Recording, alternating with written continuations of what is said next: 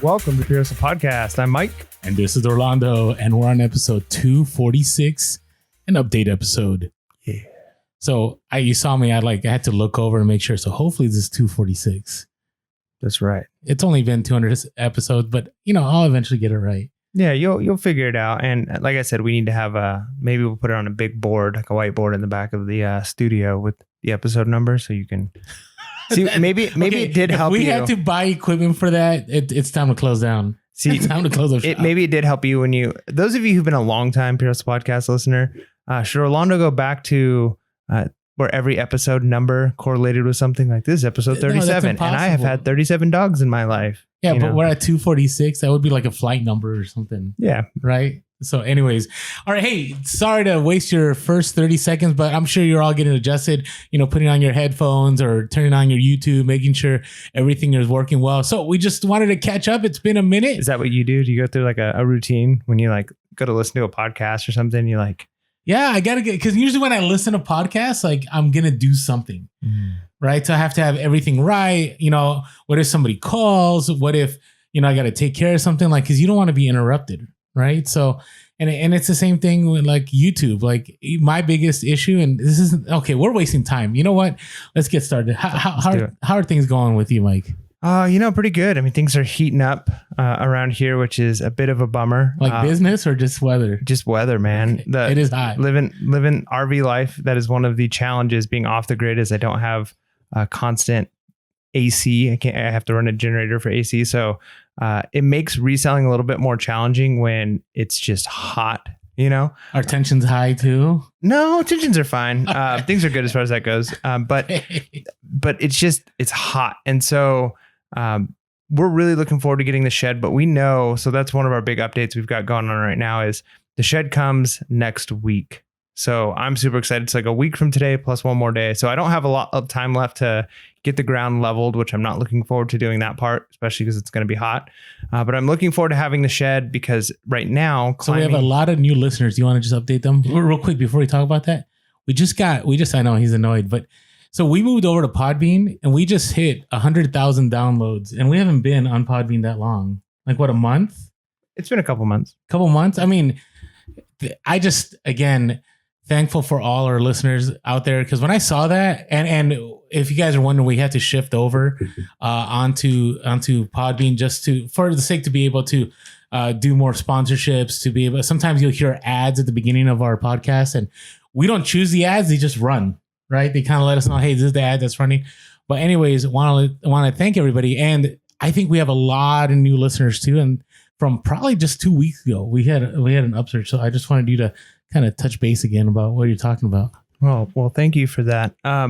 So yeah, before the old studio that we were in, we've moved to a new studio, was a office room that I was renting out, and I had all of my inventory there, which was working great, except for not having all of my inventory where I lived. Had its pros, but it also had its cons, right? Benefit was it was easy to separate work and life, and I had a lot of space. Con was you couldn't just be watching TV, realizing, hey, I've got an extra 10 minutes. I should list some items. I should take some pictures. Something sold. Now I've got to drive all the way here to take those pictures.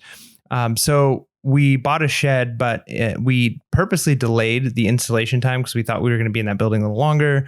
Things came up and we ended up leaving earlier. So the bummer is all of our inventory right now is in an old RV, basically just shoved everywhere. I've seen it. It's intense. Yeah. And so it's really challenging because all of the totes are stacked on couches and the bed. And it's tough to get into things and to get the stuff that we need. And so I'm excited to have all of our inventory in one place that's easy to access. But it's been a bummer waiting this long because if we would have known that we weren't going to be in the other building as long, we would have ordered the shed sooner, or we had the option of having it built sooner, but we pushed it back. So it's here. It's going to be here soon. And then I forget though, now I've got to rebuild all of my shelves and move everything back down. So it's you talk about being on step 3, 4 of your move and I'll talk about phase, whatever. Yeah. And I don't know. I don't think that's normal. For me, whenever I do moves, it's over the weekend and then I'm done. And then maybe a couple of days of unpacking. So This though, having to move my inventory to another location, like a temporary location before my shed is built, and then move my inventory again, having to touch my inventory that many times is terrible. My dream is to only touch inventory twice, right? When you buy it and take pictures, and then when you sell it. Having to move inventory over and over and over again, it's a bummer, but that's part of doing business. And I think it's going to be good. I'm just worried. I'm not sure exactly how much we're going to be able to fit in this shed because there's limitations. You got to get permits and all this stuff. So we went the smallest or the biggest shed you can get without having to get permits. And then we might do some extra outdoor storage things that we were thinking of that are a little bit cheaper, but another way of storing things that can be outside. So it's been an interesting couple of weeks trying to plan and prep for that and get the ground leveled. And I've still been sourcing though. So I've been going to garage sales. And what I've noticed is garage sales have seemed a little bit, when I go to community sales, because I always like to find yard sales that are community or neighborhood yard sales. But unfortunately right now, I feel like a lot of them are like, hey, here's this community garage sale, the 4th annual or the 12th annual or 32nd annual, like however long they've been doing it. And so I'm like, sweet, I've been to this one before. It's great. But they used to be like organized a lot of times by like a real estate agent or the HOA or something like that. And now it seems like it's just like people in the community saying, hey, let's do that yard sale thing again. And so it's not as organized. I've been to many that don't have maps, that have had maps in the past. Fewer houses are participating. And you could tell it's just like some people on like a Facebook friend group are like, hey, let's do a yard sale. And so going to one where normally I'm used to seeing like 30, 40 houses and only seeing 5 is like, oh man, this is I think the glory days of those kind of community sales they're not completely gone, but they're pretty much gone. Because there was when we first started the podcast, so like 3 years ago, like you would go to these and literally it'd be like, streets paved with garage sales, right? Like every other house would have a garage sale and then it'd be crowded and you would find all kinds of scores. Like literally within a half hour, you could have, $1,000 profit. Yeah, I think it's this year and last year specifically because of COVID. I think that is part of the reason why garage sales they're not these big organized things because one, a lot of people still aren't comfortable. 2, like HOAs aren't officially wanting to do things yet. So even though like some members in the community are like, yeah, let's do a garage sale, the HOA doesn't want to have the responsibility of like organizing it. So I imagine they're going to come back because I think as things are reopening, people are eager to do normal life things again. So I'm interested to see what the 2022 season looks like.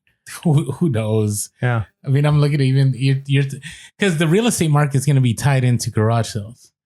Right. And so if a lot of people are moving, like if the moratorium ends on rental spaces, if eventually people have to foreclose because the pricing the pricing of houses got too high and they have to move or whatever it is, or they sell their houses and they have to move.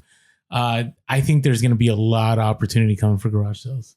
That's just my thoughts. You went dark on that though. Why? I mean, I was thinking like, things will. Well, I'm just being real about it. Like, that is true. I mean, there will be that aspect of it. But I think a lot of people right now are moving because they're selling their houses because the market's so high, right? Not necessarily like people are foreclosing or losing houses.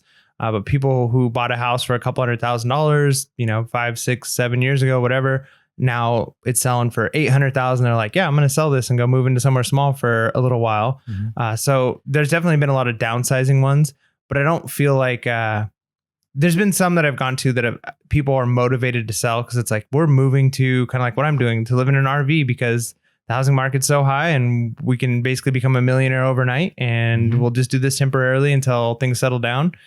So those people are motivated to sell, but I'm not sure if people who are like kind of forced to move are as motivated to sell and give good prices, It's possible. No, I agree with you. Because there was a time when I remember before I started full-time reselling, before I even started selling on eBay, I would do rummage sales and I needed money. So I'd grab everything. And I think I've shared this before where people were like lowballing me like crazy. And I used to get so upset because I wanted a certain dollar amount for stuff.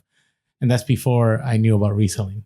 Right. So yeah, I could see that. So I see what you're saying. I wasn't trying to go dark. I'm just, things are going to be happening over the 6 months and I could be wrong. I mean, we could be great. It's weird. I hear some people say that our economy keeps getting better.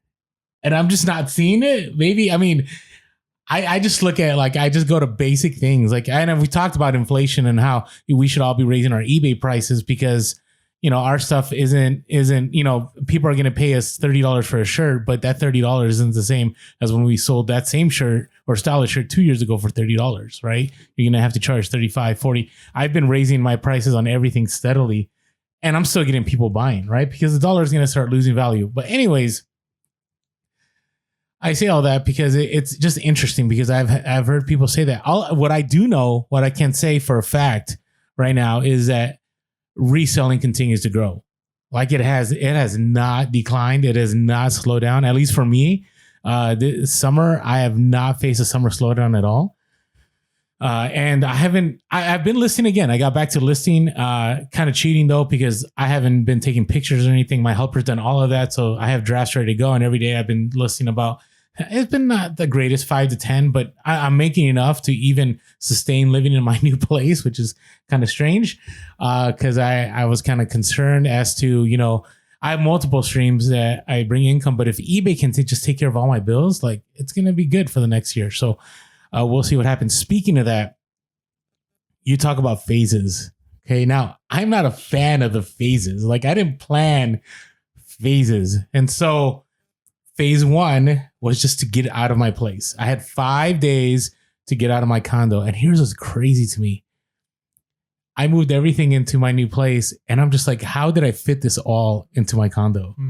Like I must have been super strategic. And so the reason it's taking me longer is because now I'm trying to find new places. Since I have more space, I'm trying to find places to put things in that's organized. And I'm trying to keep my eBay space separate from my living space. So right now it's still, I mean, because I've moved stuff, I mean, Mike can attest, he walks into my place and there's like a leapfrog, huh? Like he sees like stuff from Toys R Us liquidation. Like there's stuff everywhere just because I'm trying to figure out how to organize. Phase 2 was my storage unit. And that was far brutal than I thought it'd be. Okay, so let me share a few things here. Number 1, when you first start using a storage unit, I strongly advise everyone to stay organized from day one. We've talked about with totes, but I'm talking about the storage unit because here's what happens. After a while, you just start tossing things in the storage unit, right? You're like, this thing right here, you know what? I'm just going to put it over here. This thing, I kind of don't feel like listing. I'm going to put it over here. But when it's time to move out and you don't have everything in totes or you don't have everything on shelves and it was horrendous. The other thing is I shared this on Instagram. I could have paid movers and I could have been done in like 3-4 hours. Instead, I moved everything myself. I think it was like 40 or 50 totes, a bunch of other stuff. It took me about 8 hours to get everything out of there and into my place. But I could have just hired for somebody for 2 hours. And I was all worried about, you know, what if people see my inventory? And then after all this, I started thinking like, what is somebody going to break into my house and take totes of used shoes? And like, well, what are they going to do? Right. And so I strongly advise if you are moving from a storage unit, if at all possible, and you feel that you can trust people, just get people to move it. Just pay somebody. Maybe if you're in your 20s, like, you know, you can throw a pizza party for your buddies in college. And, you know, those were the good old days where you could pay people with like pizza and drinks. Like those days are done now. Right. I got to pay cash, but it was brutal. So now I'm at my new place and I've ordered like organization equipment. You know, I've ordered Z-Racks. I mean, I'm looking at one right now and I just haven't put it together. But I will tell you, I'll have a tour when this is all done about how I organize things. But still, even though things are a mess, and they're not a mess, they're just compacted into different spaces. It is so nice not to have a storage unit, Mike. It is so not only the fact that I'm not paying $368 a month for a 10 by 20, which is crazy. So those of you in other parts of the country are probably going, Orlando, that's crazy. We paid like 100 or 150 for that. But the time I save, like something sells and I'm like, oh, I'm just going to walk over here, get it out of the tote, pack it, done. Literally 5 minutes. Before it would have to be go to the storage unit, open the storage unit, find the item, close the storage unit, lock it, get back in the car, drive back. It's probably like 10 to 15 minutes. I probably would go to storage unit twice a day. So let's say I spend 30 to 40 minutes a day, the 30 to 40 minutes gained. On top of that, there's a bunch of other variables. Like if I saw somebody there, I would talk to them, or like say the gate didn't work, or whatever. It's just been really, really nice. But I will strongly encourage everyone, get your stuff organized, because even though things have been like they're all throughout my property, I can still find stuff like within seconds. It hasn't been tough. So yeah. Now, do you have more update? I got another update, which is kind of like into our random stories. Go for it. Okay, I feel like I'm talking a lot. I know that's why I had you start, because I got a lot to share. I love how Mike looks at me like, just get it done. All right. Here's the other thing. I've had my helper go through a lot of my totes and just organize them. And I have not sourced in about 2 weeks. And the reason I haven't sourced is because did I share this on the last podcast about how I kept finding inventory in my totes that weren't listed? Yeah, remember I make fun of you mercilessly for that? Oh yeah. Okay. Did you mercilessly? All right. It is crazy. I'm talking about, I've probably like close to 50 items. And that's on top of the items before the move. So I have probably another 100 items I have not listed yet. And so I haven't had to, but it's been like sourcing all over again. And the beauty with reselling, if you find quality items, they usually go up in value if scarcity happens, right? So I've had some things that I'm like, oh, this isn't listed. Oh, that's all good, because now it's selling for $25 to $50 more than when I first listed it. And so it's been really nice. But again, stay organized from the beginning. It definitely will help. All right. Some random stories, Mike. I mean, I don't have anything huge. I went to some garage sales and I wasn't as successful as I was hoping to be. Okay. It was one of those days where community garage sales and it's only 4 or 5 houses. Then I'm jumping between community yard sale to community yard sale, just trying different ones, hoping one of them would be a hit. And I wasn't finding anything. And you get to that place where you're like, I need something. I just need something. Did you put desperation buy something? I didn't do that. Luckily. I feel like I've started to outgrow that over time. But I'm starting to feel like, man, today was a waste. And now as gas prices are going up, it hurts a lot more, So then I ended up going to a couple places, and luckily I was able to pick up. I only ended up leaving, I think, with 4 items. That's it, 4 items. But because the items I picked up are going to sell for a pretty decent amount, I'm still going to end up with like a $300 net profit day. Okay. And to me, that was like, this is actually a win. Like, what you picked up? Can you share? Yeah, sure. So I picked up some Logitech Comfort ergodynamic keyboards. Yeah, those are good. In box, right? So they're not new, but they have all this stuff in them inside the box. One of them was missing the mouse that came with it, but there was 2 of them. I was able to negotiate down on that, which was nice. And then another place I picked up a Bose system controller, new in box. Oh, nice. And these things sell for like $250. I couldn't talk them down below 60 on it, which is a bummer, but they're selling consistently for like 260, 250. Yeah. So I'm like, there's still going to be, pretty good profit here. And then I picked up some security cameras, which, always do well for me. Again, brand new in box.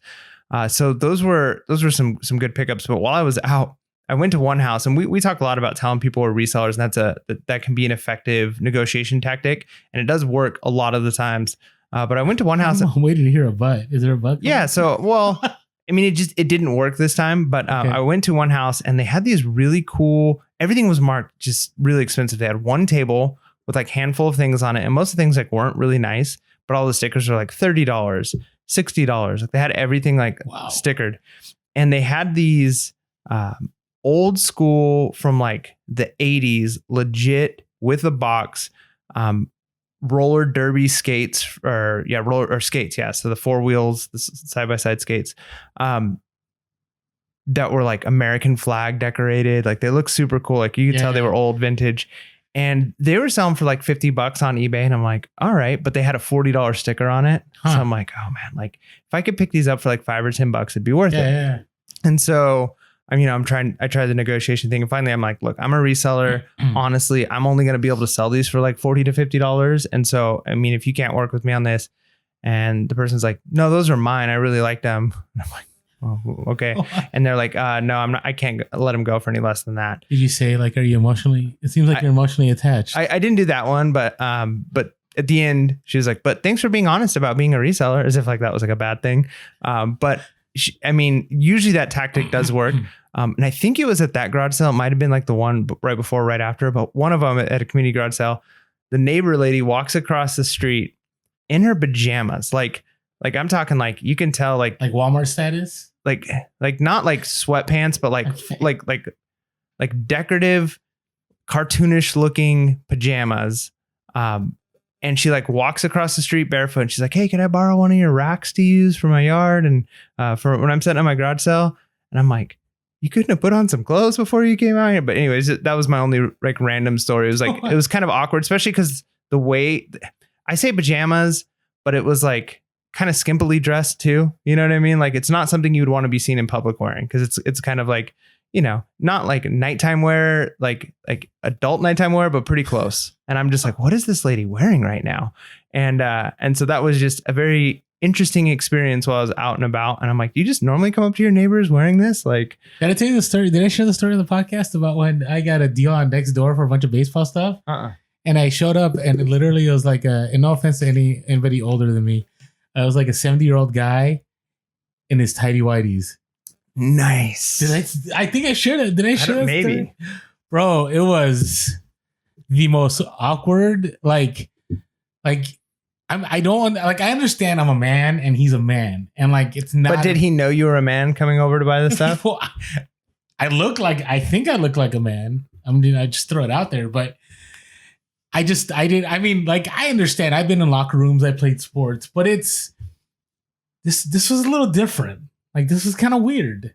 And my kid was with me too. So I'm like, I'm not really understanding. He's like, oh, come on over here. And he like didn't like, hold on just a second, let me get, some pants on. He just like with his underwear, like walked me over to the baseball. And he's like, oh yeah, we used to use this, like had a conversation as if like everything was all gravy. Like, whew. So you got your pajama story. I got my old guy with the underwear on. It was just, I never threw stuff into the trunk of my car as fast as I did that day. And even to this day, I'm just can't still have the mental image. It's not unseen. It's just not unseen. I'm sorry about that. Burned in. Because, there's imprints to stuff. So let us know in the comments below, what's been the most unique person you ran across when you were reselling? Maybe a local deal you did or at a garage sale where you're like, wow, this makes me a little uncomfortable right now. I don't even understand why he did not cross it. I guess you reach a certain age, you don't care. You hear people say you don't care anymore. I can't wait to get to the age where I can just have an excuse for like not doing social things, like parties and that kind of stuff, where you just kind of like, I want to go home, and you can just like fall asleep and everybody like, oh, that's grandpa. He just falls asleep, but just be pretending and be like, I don't want to do this conversation anymore. Like, I can't wait to be at that age. Or you just fall asleep during the conversation. Yeah, exactly. Or just go sit in the car, and then my wife will be like, oh, grandpa, he's ready to go home. He's got to take his nap. And then I'll get in the car and she'll be like, all right, you saved us. And then we could drive off and go do our thing, whatever we're going to do. I don't know if that's what I'm looking forward to. But man, I can't wait. I can't wait just to not care anymore. And people will be like, oh, it's because he's old. Okay. All right. Let's switch gears a little bit. So for the first time ever, I was able to get a buyer to do a feedback revision. First time ever. So what ended up happening is, a while back, I picked up, I think we talked about these TV ears. Wasn't it like a Bolo or something? So I sold a TV ears wired speaker, and I picked up like 10 of them for $65 and at a garage sale. And I've been selling each of them for about 60 to 80 bucks. Never had a problem. And I tested like the first 2 or 3. And then I thought, well, if these work, I'm pretty sure they all work. Right. And so I just, whatever, don't follow my advice. That's just what I did. And so I sold one, got to the buyer, and sure enough, I don't even get a message. I get nothing. All I got was negative feedback, and it said, does not work, negative feedback. And then they just put in a return request, and they said, this item doesn't work, item as described, and that's it. So I was like, what? Okay. Like I never got a chance to make this right. I've all the ones I've had before sold. I'm pretty sure it was one of the ones I tested. And so, I contacted eBay because here's the thing. We shared this before. If you're a top rated seller and you offer returns, and I not only offer returns, I offer free returns on anything. Buyer's remorse, it doesn't matter. Which hurts me a little bit because I'll talk about that in a moment too. Usually there's seller protections for you, right? So I talked to eBay and eBay said, well, we can't do anything until the return is completed. So be aware of that. Like if you get a negative feedback right away, you usually have to wait until the return is done. So before, the guy put in a return request. And so I messaged, there's a button on the page of the feedback. And I think you have a limit. I think there's you could do only 5 within a certain period of time. I didn't even know there's that possible, but you can, you know how it is on the eBay page. It's like you got to do 10 clicks and eventually you find where you're supposed to be. So I don't know exactly how I found using it. the MS-DOS, you have to type in : system feedback return you would think negative. It would be right where the feedback is, but it's not there. It's somewhere else. So anyways, I found it and I put in, I wrote an email and I shared this on Instagram. So some of you may know what I'm talking about. I just basically said, hey, appreciate your business. I'm sorry it didn't work. Maybe something happened over transit. Please understand that you will get a full refund without question for both the item and shipping. I run this business as a full-time living for my family, and reputation is everything to me, and I really want to make this right. I sincerely ask you to please revise this feedback. And I didn't hear anything for days. And so I was like, okay, maybe I need to call eBay again. And if I don't hear from them, you can sometimes say, hey, I try to reach out to the buyer. I try to make everything right. I offer free returns. I'm a top rated seller. And sometimes eBay will work with you and will remove that negative feedback.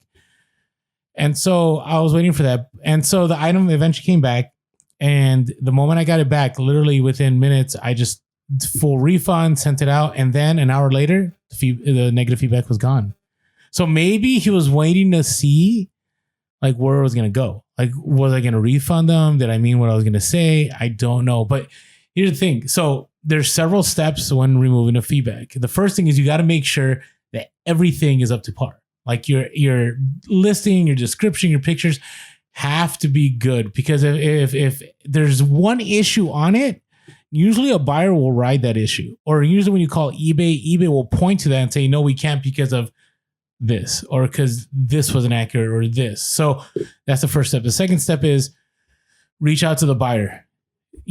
Tell them, hey, I'm willing to give you a full refund. I'm sorry it didn't work. Be apologetic. Don't pander, but be, hey, I'm really sorry. My customer service is very important to me. I want to make things right. I will give you a full refund. And if the item is cheap enough, just refund them right there. Right? Do everything you can to just, bring down the level of discontent from the buyer a few notches lower. And then after all that, then you could do the feedback revision. And if that doesn't work, then eventually contact eBay. So that was good. I was happy because I almost thought man, seeing the 99.8 on my feedback just hurt my soul. So, all right. Have you been getting a lot of returns lately? I've gotten a few. I wouldn't say excessive number of returns, more than normal, but I definitely have had a couple of returns, and it's one of those things. We don't have free shipping on our returns, or we don't pay the return shipping, and occasionally we will if it's a mistake we made on our part. But I've kind of found there's been several times where somebody's unhappy with something, and it's not our fault. It's just oh, the shirt didn't fit or whatever it is, right? Sure, go ahead and return it. Because they have to pay the return shipping. A lot of times they don't. They don't ever end up opening the return. Yeah. If it's a mistake we made or something happened, or an extenuating circumstance, we'll do the return and pay the shipping back. But I almost wonder if not allowing free shipping on returns actually helps us. Oh, could be. Because people think oh man, the only downside to that is people might be more likely to do an INAD because then they get the free return shipping. So you run that risk, right? Whereas we've had people want to do a return and then they'll do basically an INAD for something, and it's like, whoa, wait a minute. This is just, it didn't fit you, right? This is not an INAD. You just are trying to get the basically the free returns, because that's kind of how it is on Amazon. Even like for certain items, like depending on what you click, you have to pay return shipping, or Amazon will do it free. And so I think people think the same way they do with people on eBay as they do with Amazon. Like, well, I'll just put this so I get the free shipping on returns, not realizing, wait a minute, that actually really hurts my metrics. And I'm a real person with feelings. I have a couple feelers left, and please don't break them. Yeah, agreed. I've just been getting slammed lately, and not slammed like my percentage is still 3 to 5%, but it's just been so. The more you sell, the lower your percentage is, right? So that helps. But I had one that was an international buyer that said they accidentally bought something that was $200 plus. Like that hurts, and it hurts more now with managed payments, because with PayPal. Wait, and you shipped it? So they accidentally bought it and paid for shipping? Yeah. Because most of the time when I get somebody say I accidentally bought something, they never end up paying for it, right? It's like, no, this was like the day after or something, or like hours after I dropped it off at the post office already. So then what they really said was, I had buyer's remorse, so I accidentally bought this. Yeah, it's possible. Air quote, accidentally. I mean, how do you accidentally put in your credit card information? Listen, it's always a mystery to me, the accident. It really, really is. And, I could have maybe done the post office intercept, where you pay whatever, but I was right in the middle of a move. So I couldn't get to all my messages, and by the time it was time for that, it was already too late. So I had that. And then I had somebody else, I sold a pair of shoes for $20, and they were like listed for, I think like 50, but it was a slow day. So I just took the offer and more sales came through. I triggered that algorithm. And so the problem was I take good pictures. I mean, I take pride in the pictures. Plus I use Photo Room. And so they're quality pictures, and I'm very clear in my, that there's cosmetic wear throughout. Please take a look at the pictures. And you always know when it's the low ball that you're going to have problems. People that pay good money for stuff, I would say maybe once have I had an issue. Once. Maybe that return I just talked about. That's it. But when it's a cheapskate that, like, if there's something wrong, they're just going to be like, whatever. And sometimes they message you because they're trying to get more money off of it, right? So they open the return in INAD and they're like, oh, more worn than in pictures and faded. I'm like, what? Okay. I almost felt, when you feel like, I almost felt like, hey man, I gave you a deal for $20. Stop being a cheapskate and just keep them. But I didn't do that. And I accepted the return. So I had that. Then I had another person order a pair of Harley boots, size 8. And I hope it's not one of our listeners. I don't think our listeners would do this. Size 8. And the moment after I shipped it, they're like, you know what? I don't know if those are going to fit. I'm kind of, I'm a size 8, but I'm almost 8.5. Can I swap them off for this other pair of Harley boots that are 8.5? I was like, hey, no problem. Unfortunately, I already shipped out the others. You're just going to have to ship those back to me, and I'll refund you minus the cost of shipping. And then you need to purchase the other one, and I'll give it to you for the same price. So they bought the size 8. They bought the size 8.5. Today I get a message on the 8.5 saying, the 8.5 don't fit either. I need to return these. And I'm like, what? So you're not a size 8. Yeah. Right. I mean, what is the deal? You got to know your sizes, and some clothes and some brands do run small, right? Like, or big. So you have to know, like, you might be different in different sizes or different brands. But you would hope that people know that, like, whenever I buy things, and I don't buy used clothes very often anymore, but I will for certain things. 'Cause it's like, I'm getting a much nicer brand than I would normally get at a cheaper price than I could buy it any other way. But I know my sizes in those, right? So, for instance, I'll wait till we get to Bolos and I'll talk about that. But yeah, so you got to know your size, right? And so I kind of feel like, remember that Seinfeld episode where buying fruit's a gamble? You got to remind me. That's like one of the best episodes where I think it's Jerry buys some fruit and then it doesn't taste good. And Kramer comes in, he goes, it's bad. And he's like, yeah, he goes, we got to take it back. We got to return it. Okay. He's like, you can't return it. He's like, it's fruit. It's a gamble. Sometimes it's good, sometimes bad. He's like, no, we're going to take it back. And so like takes it back. And it's like this whole thing in the whole episode. But yeah, I feel like buying used clothes in that sense, it's a gamble if it's going to fit or not. You're kind of just hoping. And if you don't know your size in that brand and you're getting it for a significant discount, you're taking the gamble in a lot of ways. We're not Target. You can't just walk back into the store and say, this didn't fit. It's a pain to ship it back. And that's one of the benefits of not, at least for me, not having, making the buyer pay shipping back helps eliminate a lot of those. Yeah. You might be right. I mean, I would just say, things ebb and flow. So, I just feel bad for this guy because he bought those 2 pairs of boots. So he paid about $25 in shipping that he just threw away. Right. And so, I mean, it is what it is. Cause I do charge shipping. I don't fully refund the shipping if it's a size issue, and that's in my business policy. So there you have it. All right, before we move on to our reselling topics, I want to say thank you to all of you that continue to help us on buymeacoffee.com/purehustle. You can see the link below. You can, just say, hey, great episode, buy us a couple coffees at $5 a piece. You could do a monthly membership or you could do the yearly membership. We're hoping to maybe do another Zoom here in a couple weeks or maybe 3, and hoping to see more of you. And in order to do that, we ask that you sign up for the membership portion of it. And, we're hoping to bring in more too as time passes. But really appreciate all of you. Some of you have just flat out just gone to we used to have this PayPal link for donations, and people have just given us money. So we are really grateful. Allows us to continue. We keep having, even Mike and I today, we're talking about maybe we need more lights for the podcast. Maybe we need a real soundboard. It just allows us to do more with the podcast, and also frees us up from always needing to do reselling so we can create and put out more content. So thank you for that. Also, we are on social media. We are Pure Hustle Podcast on Instagram, Facebook, and TikTok. We are Pure Hustle Cast on Twitter and Clubhouse. You can also shoot us an email at purehustlepodcast@gmail.com. That's purehustlepodcast@gmail.com. And you can leave us a call at 619-738-1170, 619-738-1170. And just wanted to say thank you to all of you that continue to write reviews on Apple iTunes.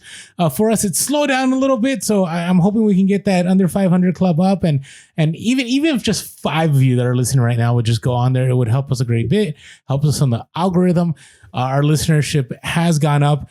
And hopefully over time, we did lose a lot of our metrics when we shifted from where we were before to this new platform. And so we haven't gotten as many sponsorships as we were before because some of that data was lost. And so, putting those reviews in puts us up higher in the algorithm, gets us more listeners, which in turn allows us to continue providing free content. Yeah. All right. Before we move on, let's talk about our sponsor real quick. One of our sponsors, AmericanBubbleBoy.com. I love American Bubble Boy. I am tired. I go to the store all the time for different things, and life is getting easier, and I don't have to leave my house as much. I can buy things on Amazon. I can buy things on eBay. And one of the things that's a bummer is when you've got to go to the store and get shipping supplies.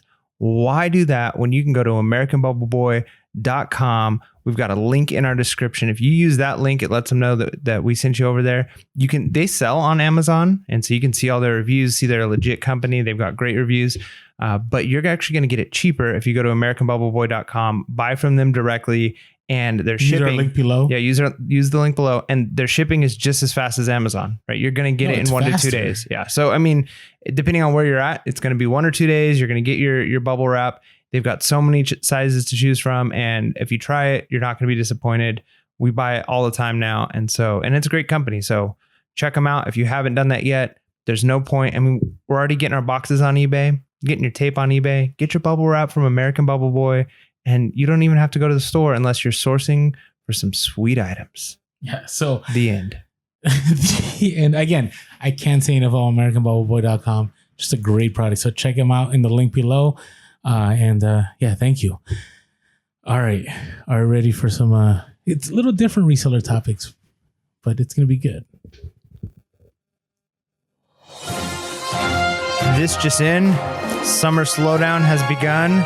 People are experiencing different results with that, but it is definitely heating up in the reselling world around us. Orlando, take it away. All right. So this isn't an older story. This is from early June, but we haven't done an update episode since then. But we did have a story about how did we talk about Etsy buying Depop?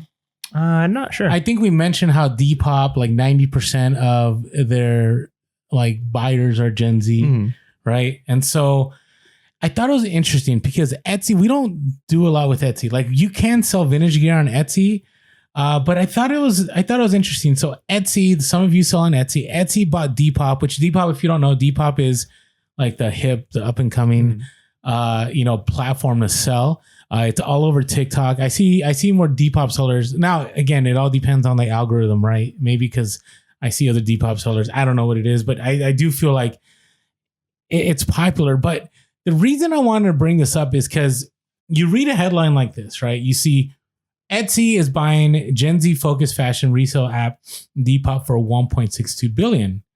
And you're just like, wow, like that's pretty incredible. Like, wow, they maybe I need to start selling on there. Maybe, that's a place I need to be to consistently buy and to maybe even sell, right? Because there may be a lot there. But again, it's one of those things where it's like you see headlines like that and there's more to it. So again, I'm not trying to throw shade at anybody that sells at Etsy or Depop, but they're great platforms. You get more money sometimes on things on Etsy and on Depop than you do on eBay.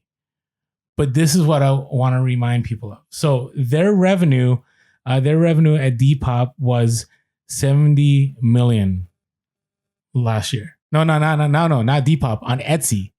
$70 million. Now, I'm going to ask you as a stock man, why is the eBay stock like around 60 and Etsy around 150? Why do you think that is? Because, well, it's how many shares. It's the value per share, right? Because I used to actually teach a business class to junior hires at my old school. This guy. No, you're the one that assigned me that class to teach. Remember that CEO challenge? Oh, yes. So anyways. I can't believe I forgot about it. Yes, Mike is, hold on. He's not the master of none. He's the master of all. That's right. Like seriously, that was an awesome class. I love that class that you taught. That's pretty good. So one of the units we did was a stock unit. And so the best way I had to use to describe it to the kids, like a pie, right? Like the stock market or a company is like a pie. And I can cut that pie right down the middle and it's got 2 slices, right? But each slice is bigger. I could also cut that pie into 1,000 slices and then I could charge, right? I could charge $5 per slice. Well, if the $5 per slice is for half the pie, well, that pie is only worth $10. But if it's $5 per slice and there's 1,000 slices, then that's all of a sudden a $5,000 pie, right? So just because the value is the same per share doesn't mean the company is actually the same, right? So it's the actual total number of the market value of the company that you're looking at. It's the market value of the company divided by the shares is what the value of each share is. So the reason I asked that, because, if you didn't know that, you might think like, well, Etsy is like a big company. Etsy, why wouldn't we go over and sell on Etsy? And again, I think if you can find a vintage gear, there's a lot of handcraft stuff that sells way better. Actually, a friend of mine, he sells coins and silver and gold stuff, and he creates like necklaces with like bullet shells or something. I don't know what he does, but he makes good money on Etsy. So there's a place, but you might look at that. You might look at the shares. You might look at the 1.62 billion acquisition. You might go like, hey, there's a lot of money to be made, right? Maybe I need to start selling on that platform. But here's the thing. They paid 1.62 billion, right? And let's take a look at the numbers. So I had it on here. I just read it. Okay, so there are, here you go. Etsy CEO Josh Silverman said the company was thrilled to be adding what it believes to be the resale home for Gen Z consumers to Etsy. Depop posts approximately 30 million registered users across 150 countries. Okay, so Etsy brings in 70 million. Depop has 30 million users. But then when you compare that to eBay, like the numbers just aren't there. But here's the thing. So wait, before I say that, there's 182 million users on eBay. Okay, but you just helped make my point. Okay. So Etsy's market capital is 22 billion, and eBay's is 44 billion. So eBay is got twice the market value, twice the market capital of That's Etsy. a lot. It's a lot, but if you look how many users, right? If you just said there's 182 million users on eBay, so it's actually per number of users, Etsy is making more. Correct. But you still have more eyes. Like you still like as a seller, there's way more buyers out there for my products. Yeah, but again, so the hard part with that is I don't know if you're comparing apples to oranges here, because let us know in the comments. You know, what are your thoughts on this? Yeah. So what you're saying though is there's 182 million users, but because of the type of store you have, you're only reaching a small fraction of that, right? You're only reaching the people who are looking for the types of things. A lot of people buying on eBay, might be buying things that are totally unrelated to what you're selling. It is true. The more eyes on the total platform, the more likely that you're going to find people are going to buy your stuff. But if you're selling on a platform like Etsy, let's say you own a 3D printer, or you own a vinyl printer, something where you're making signs, you're printing out sculptures, whatever it is that you're selling on Etsy, chances are a higher percentage of the people on Etsy are going to be looking for your item than the number of people on eBay looking for a used VCR or looking for a certain toy, right? So you can't really compare apples to oranges here, because it's a more narrow niche. So even though there's fewer users, those users are more focused on what you're selling. Yeah, no, I think there's truth to what you're saying, and the fact that, like I mentioned, I have a good friend of mine where his stuff would not sell on eBay, right? Because it's handcrafted, it's those kind of items. But I think sometimes, it's kind of like we have some of our listeners that came over that were Poshmark sellers, and now they're selling on eBay. And, they message us or they comment and they say, hey, you know what? I'm making a lot more money on eBay than I ever was on Poshmark. Right. And the reason being is there's so much more. And so I'm not trying to throw shade. I just want people to understand, like, you see something like that and you might go like, hey, maybe I need to devote more time. I would say if you can, maybe it doesn't hurt to cross. I mean, there's items that we, share in some of our ads about, you can cross post to Depop and so on. And if you can, and it doesn't cost you a lot, then it's worth it. But again, understand that with eBay, and again, we don't work for eBay. We're not sponsored by eBay. We always, we always take a jab at eBay every once in a while in every episode too, is that with eBay, you have a huge buyer base.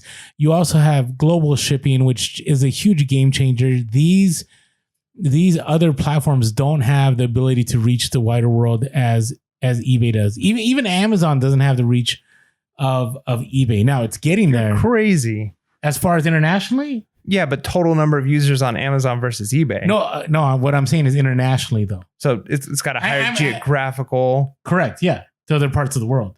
I mean, Amazon now you could sell in the UK. They opened up Australia. You can sell in Mexico. You can sell in Canada. Like it's opening up.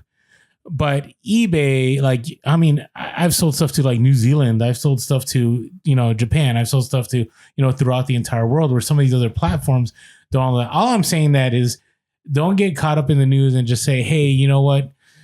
Maybe it's time for me to shift over from eBay to this platform. I still think, the top two, and I don't know how long they're going to be at the top, but it's eBay and Amazon, period.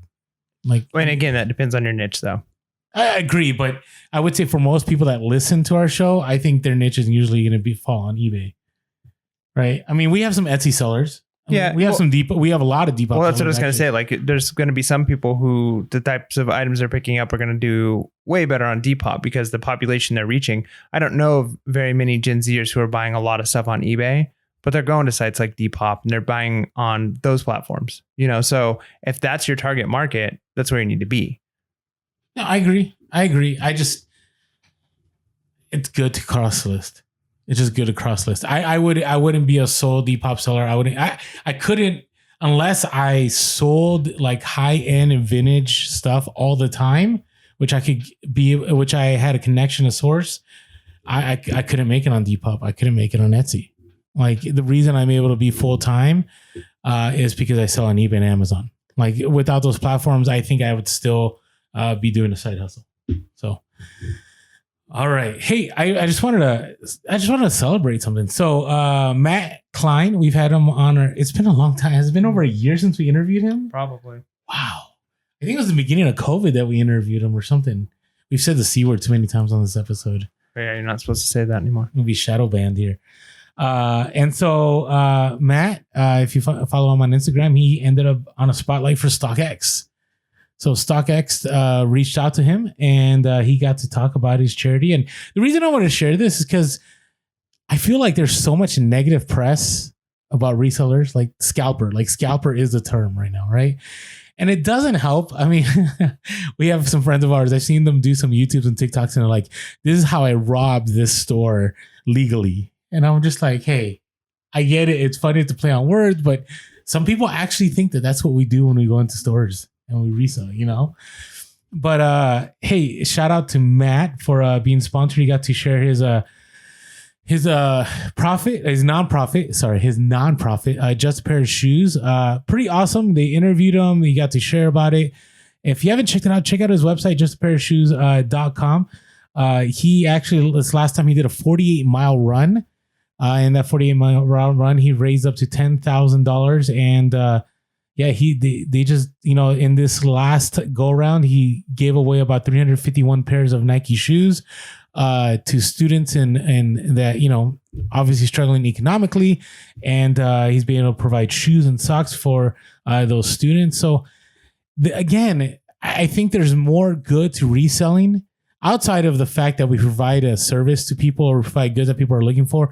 Like, this is one of the things I love about reselling is that you can still be altruistic, right? We know the deals. We know where to find stuff. And so Matt, you know, he has a pretty decent amount of inventory and he also has a lot of connections in the shoe world. And so Matt doesn't even know I'm talking about this on the podcast. So Matt, if you're listening, I appreciate you, man.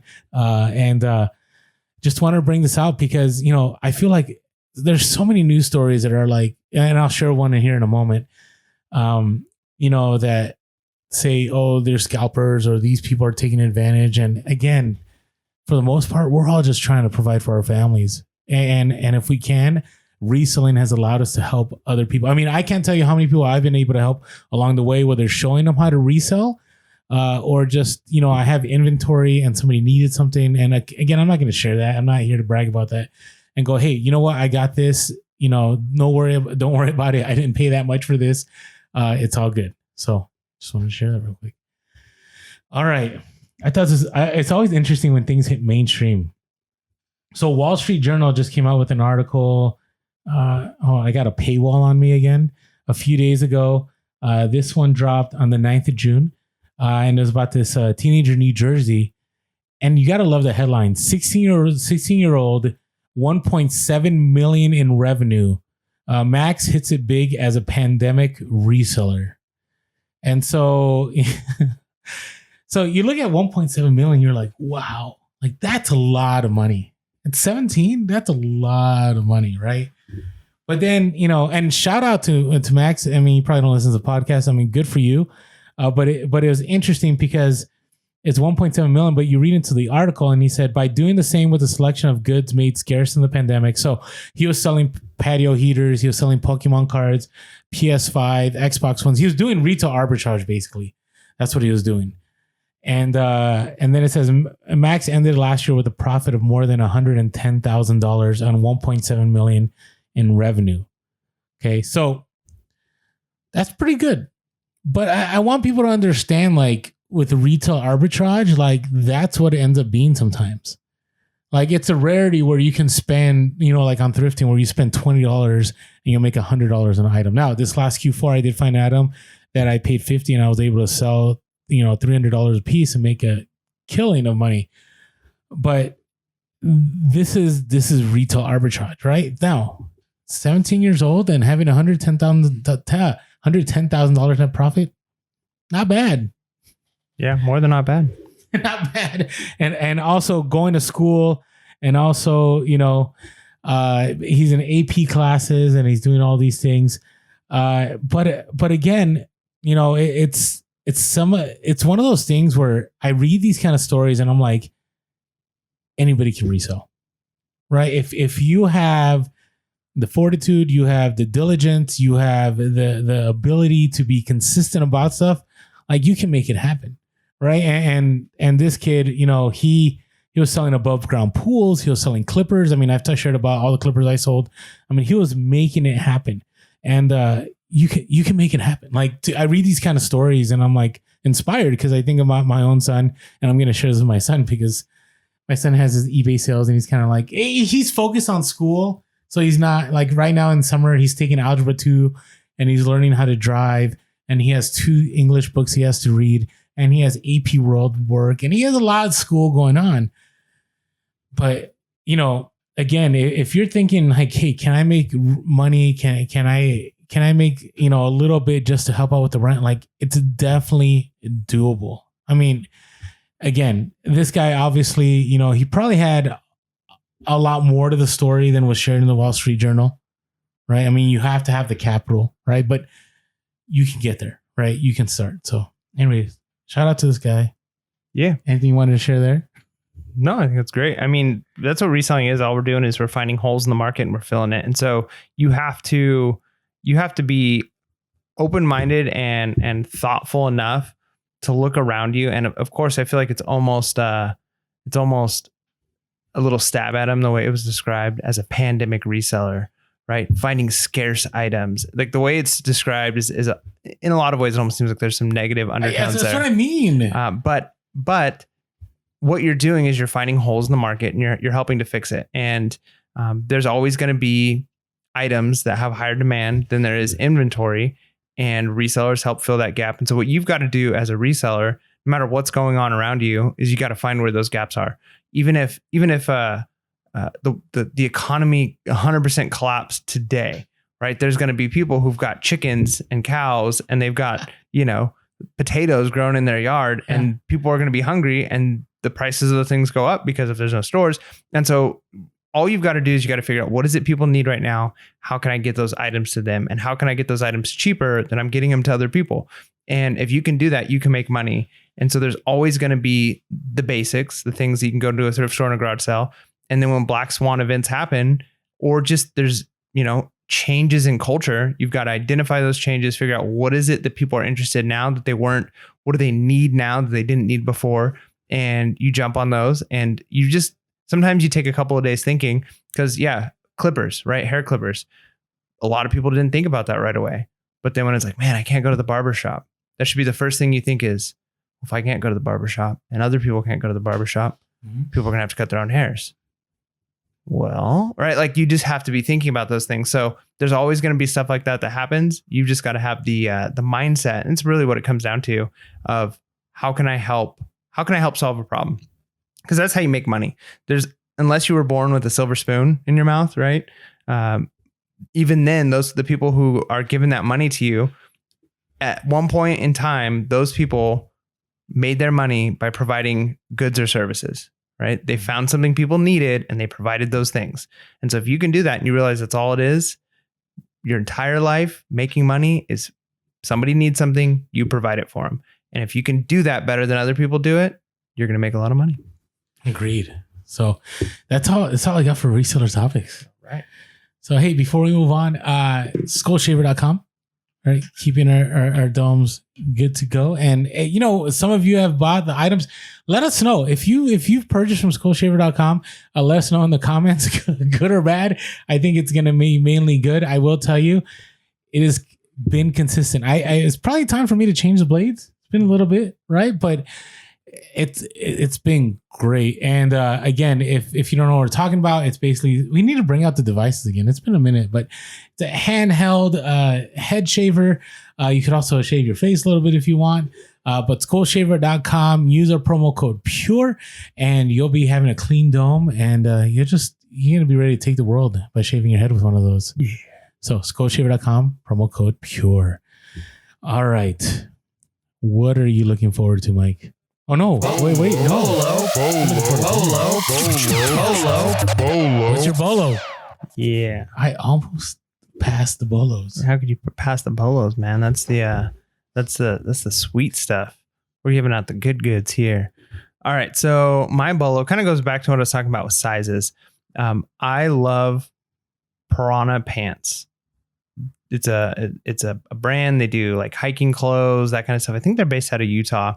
And I found them. I don't even remember how I found the first pair of them, but I bought them somewhere and they were like the most comfortable pair of pants I've ever owned.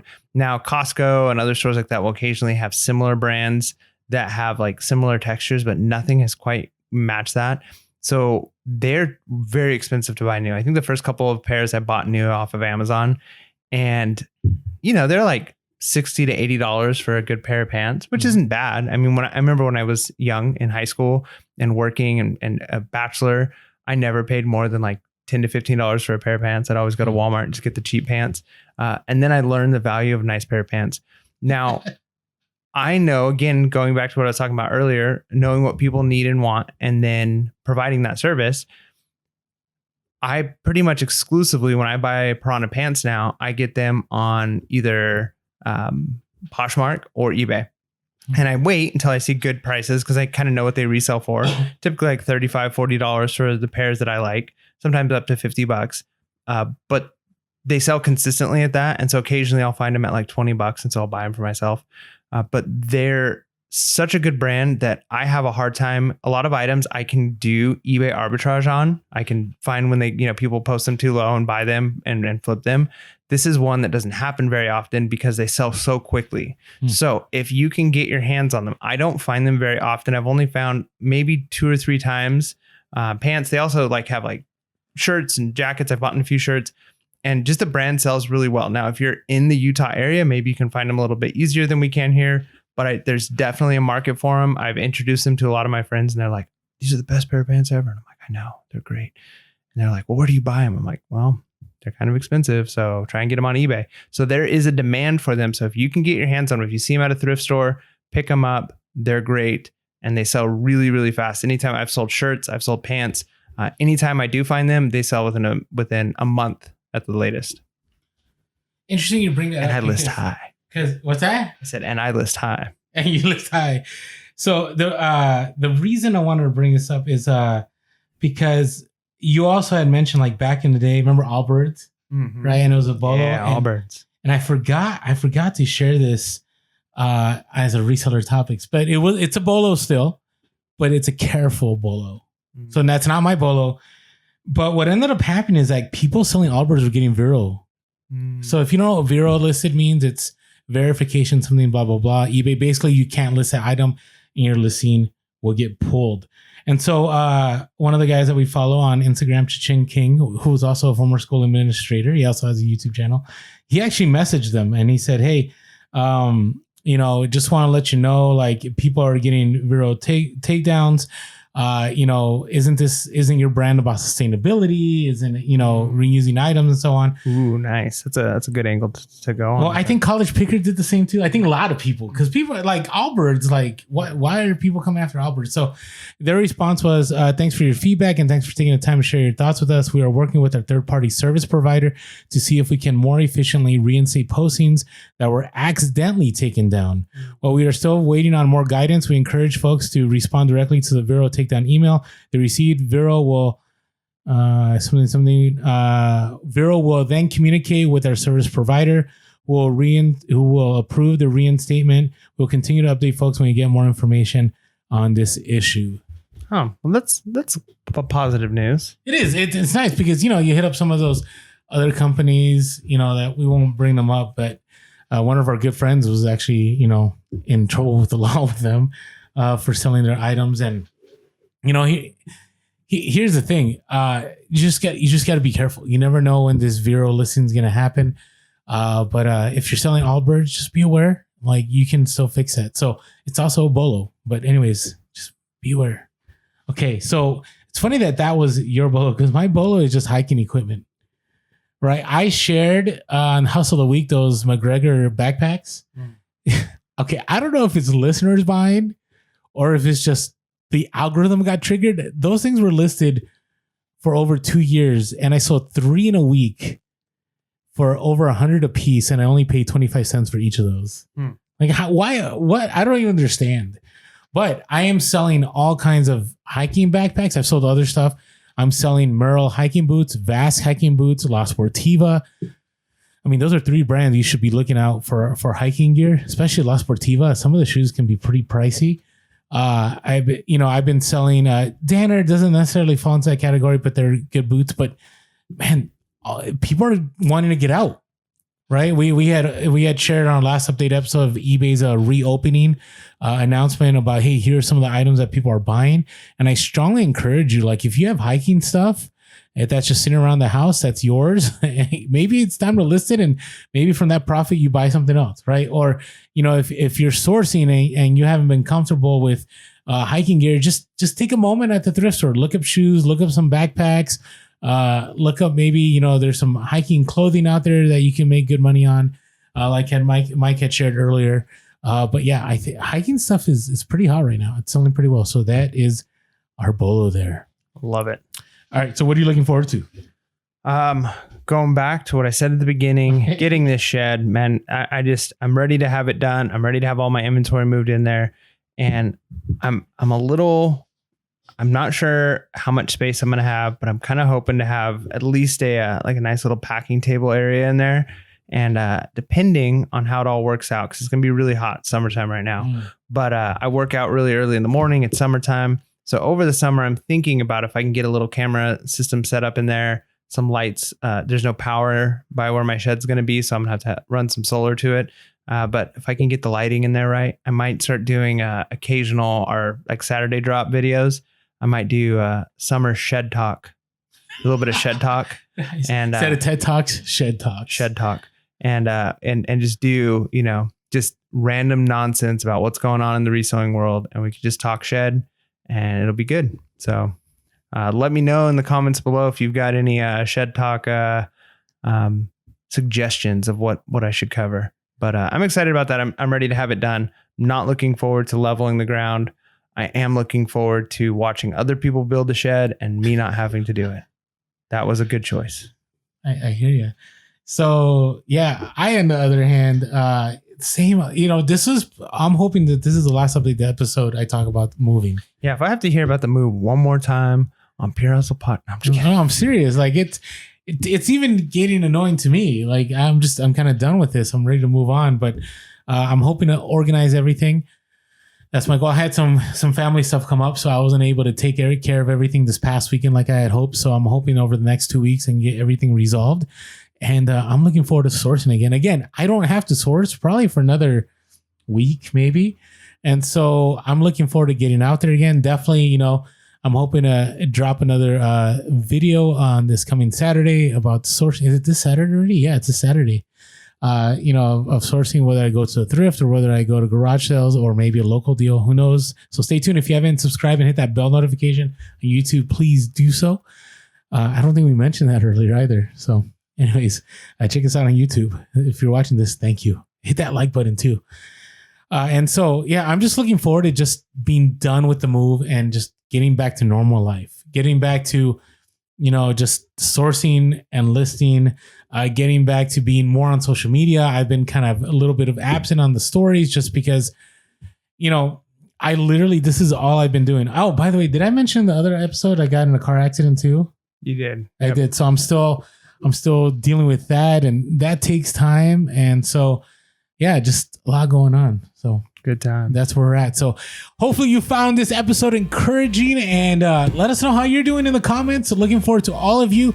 And if you haven't yet, make sure to hit that subscribe and that bell button. As always, make sure to be real, be relevant, and be reselling. Peace.